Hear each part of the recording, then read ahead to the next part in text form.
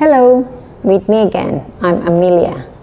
So today we're going to talk about decolonizing curriculum and teaching materials. Okay, the learning objectives are: first, you will be able to explain what decolonization means in ELT. The second is identify colonial legacies in curriculum and materials. The fourth is evaluate the cultural assumptions in teaching content. And the last one is design more inclusive and locally grounded materials. So what does decolonizing mean? Decolonizing itself means challenging systems of knowledge, representation, and power rooted in colonialism. So it questions whose knowledge is valued, who is represented, and how, and who is being silent. So why do we need to talk about decolonialization in ELT? It's because English spread through colonial expansion. Many ELT practices still reflect Western dominance. Decolonizing ELT reclaims space for local voices, cultures, and knowledge systems. Now, colonial legacies in curriculum. For example, Eurocentric literature and case studies, or British or American cultural reference as a default, or even marginalization of local traditions, histories, and epistemologies. So there are hidden ideologies in materials. ELT textbooks often first promote Western lifestyles, prioritize native speaker norms, reinforce neoliberal and globalized worldviews. And of course, we must ask, what values are being taught by these? So, let me tell you about Western epistemic dominance.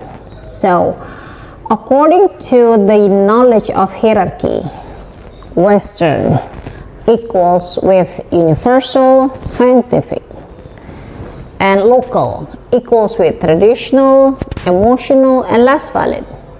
So it refers to decolonializing ELT that challenges this false binary. Now, let's talk about decolonial pedagogy in practice. Okay, the first is dialogue learning, local storytelling and indigenous knowledge, collaborative material development, and critical questions of global text. Now, you have an action that you need to do. It's a textbook critique activity. What you need to do is to analyze a sample, a textbook page, and what you need to find out is who is being represented, what cultures dominate in it, and what assumptions are made about learners.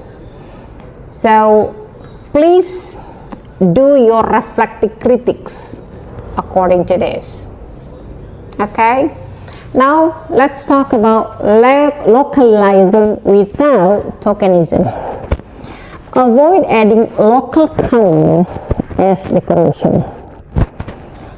Integrate local themes meaningfully, and it means language, identity, history, belief and system, or even community knowledge, and environmental context. Now, let's talk about language and power in curriculum. Language policy and curriculum choices reflect the power itself.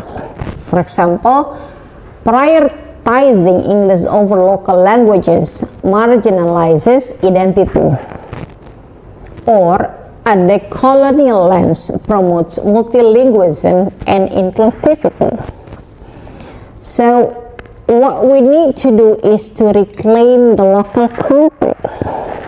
So what we need to do is we need to use local myth, local ritual, or even life or even real events from students' communities.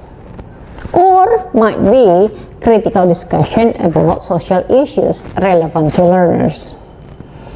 Now, your assessment about decolonizing. What you need to do is challenge standardized tasks that favor Western logic, and you need to consider the first. You need to use the project-based evaluation because it has to be done in a project concept, and then reflective journalizing, and then oral histories and storytelling. Okay, now let's talk about Indonesian perspectives in ELT. Indonesian perspective ELT should reflect first, Indonesian linguistic diversity, second, cultural pluralism, and the third is that educational philosophies rooted in local wisdom. For example, the term of gotong royong, musyawarah, you can use that. Okay, now let's design decolonial materials. What you need to do, if you need to create this, first, co-create with your students. Second, combine global and local content. The third, include multiple perspectives.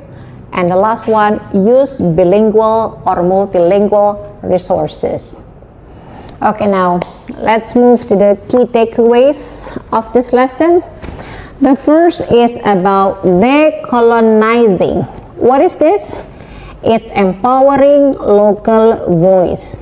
Decolonizing equals with empowering local voices. And that English should serve, not replace, the local language. And teachers are knowledge curators, not just transmitters.